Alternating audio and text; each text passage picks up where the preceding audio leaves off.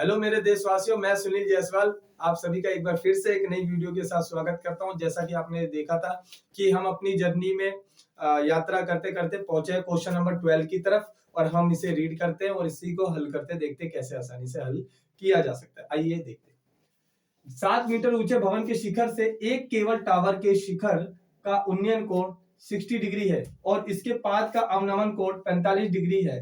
Tower की ऊंचाई ज्ञात कीजिए। जैसा कि हमारे पास हमारी एक बिल्डिंग है लाइक दिस और इसी बिल्डिंग के ऊपर हमारा क्या लगा हुआ है, बिल्कुल सही, टीवी टावर है। ठीक है, और इस ये जो शिखर है यहां से इस टीवी टावर को या केबल टावर को देखने पे जो एंगल तैयार हो रहा है वो हो रहा है हमारा 60 डिग्री का। क्वेश्चन ये कह रहा है कि आपका जो यहां से इसके पाद बिंदु से, यानी ये दिया ना, इसके पाद का अवनमन कोण, यानी यहां से देखने पे और यहां पे जो तैयार हो रहा है एंगल वो हो रहा है 45 डिग्री का। ठीक है बॉस, आई एग्री। अब ये है, मैंने कहा चलो ठीक है भाई, जब ये हो रहा है तो अब वो कह रहा है कि जो आपका ये बिल्डिंग की हाइट है ये है 7 मीटर। बिल्डिंग की हाइट कितने मीटर है? 7 मीटर है। ठीक है, चलो जब ये 45 डिग्री है तो ये भी 45 डिग्री होगा। एंड यहां से देख रहे हैं तो हमें ये नहीं पता कि अब हमें सॉल्व कैसे करना है। हमें करना है सबसे पहले डिनोट अल्फाबेट। हमने माना यहां A B C, A B C, ये हो गया हमारा डी और यहां हो गया हमारा एंगल ई। अब हमें पता है कि ए बी तो दिया नहीं है। ए बी क्या है?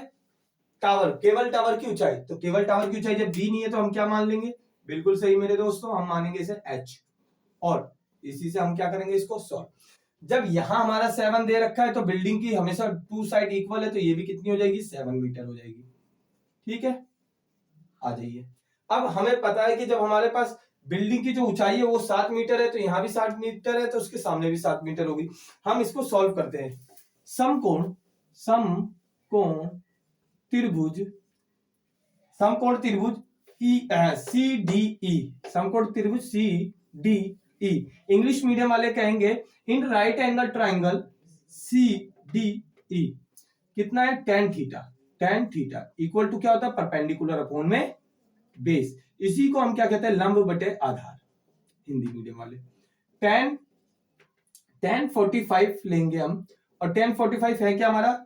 आपको पता है परपेंडिकुलर, तो ईडी अपॉन में हमारा क्या होगा? सी डी और tan 45 होता कितना है? 1, तो इक्वल टू में हमारा क्या आ गया? ईडी हमारा 7 है, हमने लिख दिया 7 और अपॉन में सी की कोई वैल्यू नहीं पता, हमने सी को सी लिख दिया। आया क्या हमारा? सी इसे मल्टीप्लाई कर देंगे क्रॉस, तो सी अपॉन में क्या हो जाएगा हमारा? सी इक्वल टू 7 मीटर। यानी कहीं ना कहीं जो हमारा सी है वो कितना होगा? सी होगा 7 मीटर। अब हमें ये पता चल गया जो हमारे बिल्डिंग का बेस है, आधार है, वो 7 मीटर का। जब हमारी बिल्डिंग का बेस और आधार 7 मीटर है तो हमारी बिल्डिंग के जो सामने ऊपर जो उसके रूफ होगी ये भी कितने मीटर की है? 7 मीटर की। और हम इसको मेजर ही कितना कर देंगे अब यहां से? 7 मीटर।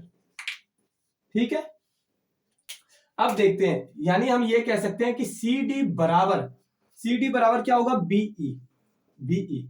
और हमें पता सी हमारा 7 मीटर है तो कहीं ना कहीं हमारा बीई भी कितना होगा? 7 मीटर होगा। बच्चों को ज्यादातर डाउट होता है, जब ये निकल गया अब यही हम क्या करेंगे, नेक्स्ट अपना टॉपिक पे आगे आएंगे। ये तो आ गया हमारा बिल्डिंग का शिखर, कितने मीटर का? 7 मीटर का। क्योंकि हमें बिल्डिंग का आधार पता चल गया, उसी के इक्वल में यानी बेस पता चल गया, और बेस का ही इक्वल क्या है? उसका टॉप है, यानी बिल्डिंग की छत भी है, दोनों सेम है। यहां पे हम करेंगे समकोण त्रिभुज। कितना है समकोण त्रिभुज? A B E. English medium वाले कहेंगे right angle triangle A B E, और यही ए बी ई फिर हमारा कितना हो जाएगा? tan। यहाँ पे कितने डिग्री है? 60 डिग्री। तो हम इसे थीटा मान लेंगे, और थीटा होता ही क्या है? परपेंडिकुलर अपॉन में बेस, और इसी को लंब बटा क्या कहेंगे हम? आधार। यहीं पे tan 60 डिग्री जो है हमारा वो कितना है? ए बी अपॉन में क्या है हमारा? बीई। tan कितना है? ए बी अपॉन में परपेंडिकुलर अपॉन में बेस बीई। ऐसे ये होता है √3, इसके नीचे कोई डिजिट नहीं है, हम क्या मानेंगे 1, इसके नीचे कोई डिजिट नहीं है, हम 1 एज्यूम करेंगे यानी मान लेंगे। और ए बी हमारा कितना है h, ए बी अगर हमारा h है और बी ई हमारा 7 मीटर है जो हमने यहां पे निकाल दिया है ऐसे, तो इसी को क्रॉस मल्टीप्लाई कर देंगे, क्या हो जाएगा h इक्वल टू हमारा क्या हो जाएगा 7√3, 7√3 होगा। अब आप देख रहे हो हमें क्या निकालना है ए सी, तो ए सी हमारा आएगा ही कैसे, ए सी आएगी जो बिल्डिंग की ऊंचाई, हम इसे लिख भी देंगे बिल्डिंग और टावर की ऊंचाई, तो क्या होगा हमारा ए सी इक्वल टू क्या होगा A B plus B C, क्या होगा A B plus B C. A B हमारा है कितना, ए बी हमारा अगर हम देखें तो h है और h हमारा आया है कितना 7 मीटर, 7√3 प्लस में हमारा बी सी कितना है 7, इन दोनों को प्लस कर दो। अब प्लस में क्या करना है, सबसे पहले हमें ये देखना है 7 और 7 कॉमन है, क्या देखना है 7 और 7 कॉमन है तो 7 आ जाएगा और ब्रैकेट √3, और जब कॉमन है तो प्लस में ही क्या आ जाएगा हमारा 1, और ये हो गया हमारा आंसर।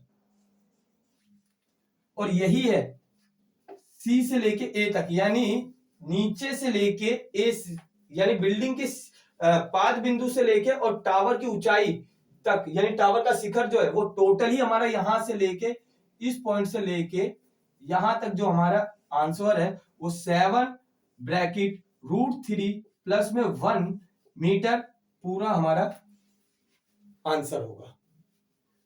और इसी में हमारा आंसर आ जाएगा। तो इसमें बहुत आसानी तरीके से हमने अपने आंसर को सॉल्व कर दिया है। और अगर आपको अभी भी कोई डाउट हो तो कमेंट में लिखना ना भूलें। शुक्रिया।